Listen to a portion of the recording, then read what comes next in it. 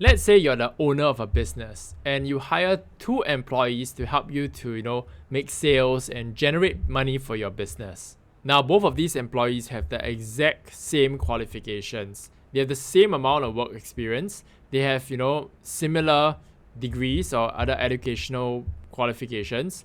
And basically, you have hired them to do the exact same job. Now, after 1 year, let's suppose that things are going great. Employee A has performed exceptionally well. Employee A has generated a lot of sales, a lot of business, made a lot of money for your company.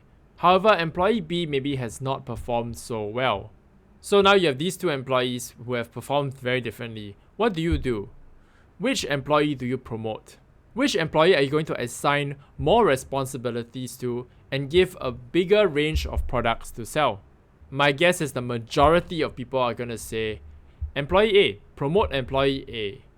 Allocate more resources to her, paying her a lot better, sending her for training, giving her more responsibilities and more products to sell because she has shown that she can make money for the company. We fast forward to another year later. Maybe this time the economy is not doing so well. But despite the poor conditions, employee A has still been able to perform above average. Whereas employee B has not made any sales at all. In fact, by keeping employee B, you're actually losing money.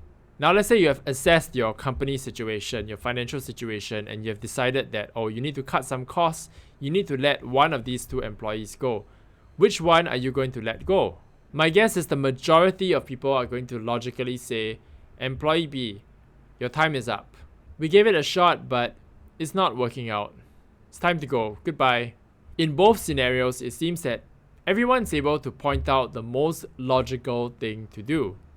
And yet, most people are very likely to do the exact opposite when it comes to investing. Why is it that most people are so quick to sell off their investments that are doing well, that are profitable, and yet buy more and add more of the investments that are not doing well? Ask yourself honestly, do you have a tendency of doing that? Investing is basically like running a business. When we invest in companies, these companies that we buy, they are sort of like employees that we hire to make money for our business. Investments that do well, they are like employees that perform. So what should we do? We should hold on to them.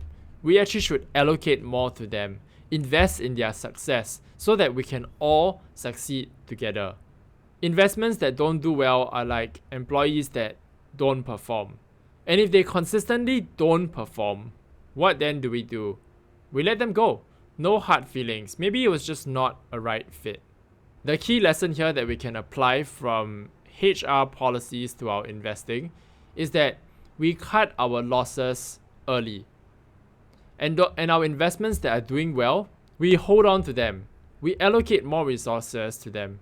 We invest more in their success. But of course, with good practices to manage our risk in the long term. We'll talk more about these things as we go along. So that's it for this really short video today. I hope you've learned something through this example of how something which we may think is so logical, yet we struggle to apply that to our investing. I hope that this helps in develop your mindset as you continue developing your investment journey. So, like, comment, subscribe if you found it to be helpful, and I will see you in the next video.